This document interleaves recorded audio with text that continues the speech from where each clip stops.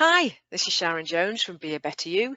This is part 4 of a series called 4 Cubed. 4 videos, 4 slides, 4-ish minutes. The theme is how to manage your emotions or how not to pop your corn. And in this video, it's decide to be a better you.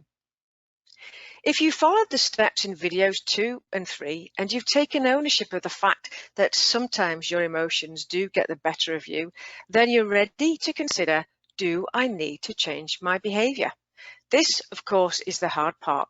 Like Neo in the Matrix or Alice in Wonderland, who both had decisions to make once they had awareness, you do too. You can, of course, decide to accept yourself as is. If you don't have any frequent challenging behaviors for yourself or for those around you, well done. But if you've unearthed some truths about yourself that make you squirm, like I certainly did, maybe it's a good idea to consider changing some of your reactions. And remember that most people are not bad, but may sometimes exhibit negative or bad behaviors. So decide to be a better you. Contemplating behavioral change is challenging. We think how we do things is the right way as a reflection of our values, so we project onto others and we want them to change their behavior. When we think about changing, we tend to think that we need to change everything, throw the baby out with the bathwater, as it were, and that's a scary thought.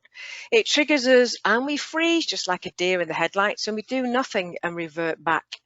Instead, what you can do is start with one negative behavior that you'd like to change.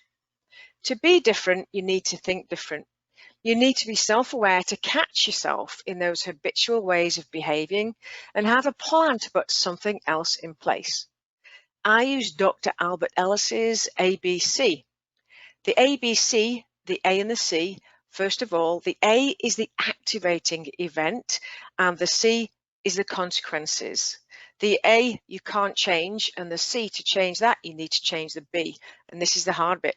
This is the bit you can change, and this is your belief system. If you can unearth your belief, and often your beliefs are unconscious, you can challenge it and change it. I used to experience road rage. When I did this exercise to uncover my beliefs, I discovered, well, I actually did think that everyone on the road was out to get me. Yep, seriously. That was my unconscious belief. I had to challenge my thinking. Is that really true? Of course not. Unearth the belief, change the narrative. Maybe it's a new driver, or maybe they got momentarily distracted. It happens. Of course, there still are jerks on the road, but assuming everyone is means that your amygdala or my amygdala is often triggered, flooding you with those stress hormones and wreaking havoc in your body. I ended up experiencing migraines because of that road rage, so I needed that to change. Another tactic I use when I don't want to infect or affect my personal relationships, if something is consuming me on the work front or any front, I employ the use of what I call the exclusion zone tree. This tree is about 15 minutes away from my home.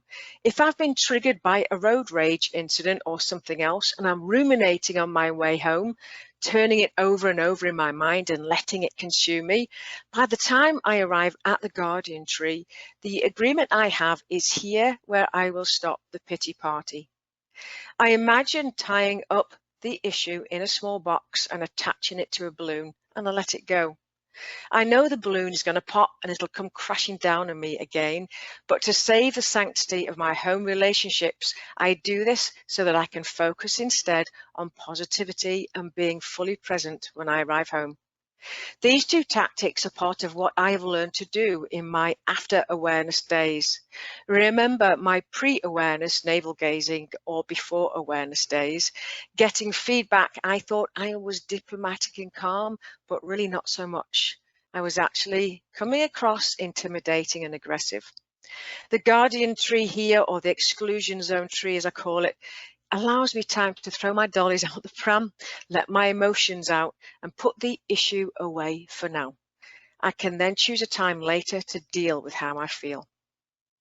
In these 4 short videos, the journey has been quick. From defining emotional intelligence to self-awareness to tactical ways of dealing with your emotions. Oh, if it were only that easy. If you're trying to be a better you, enlist the help of your family and friends and read books on the topic. I've written one. I call it Tread Gently, 10 strategies to navigate emotionally charged situations for the emotionally clumsy like I am. You can get it on paperback or on Kindle from Amazon. You can also look at my website if you want to host a training workshop at your organization or a webinar. Until the next 64, here's me. Please feel free to contact me, connect with me on LinkedIn, and see you next time. Cheers.